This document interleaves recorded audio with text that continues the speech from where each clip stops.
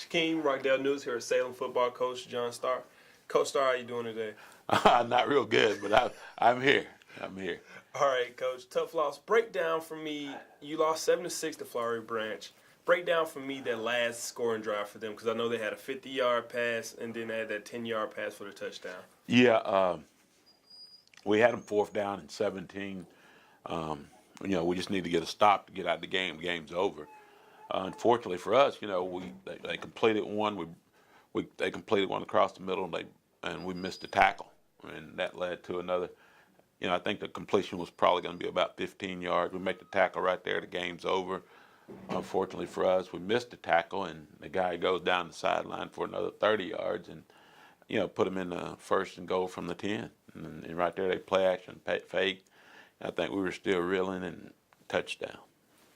Coach, you guys haven't lost consecutive games, all season, and this is your first time. Coach, talk a little bit about what's your mindset now and the mindset you're trying to impart into your team. The thing, we've focused on all year wasn't necessarily the wins and losses, but always playing our very best, being the best Salem that we could be.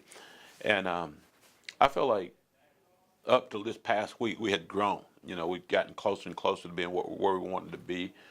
Last week, I felt like we took a step back. We just lost focus. I don't know if it was, the celebration of the week or senior night. We just didn't have that same focus that we've had all year, and we just got to regain that.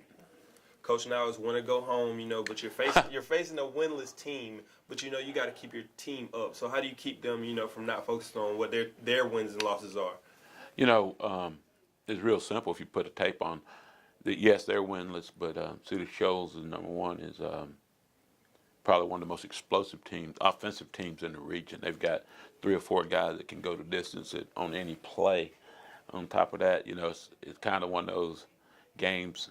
When I won the state championship, when we won the state championship, I was playing Cedar Shoals.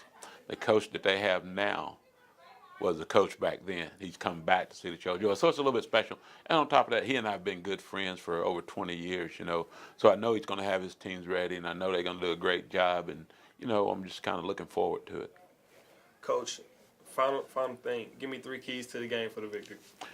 Number one thing that we have to do, we have to keep that quarterback. You have to keep him contained.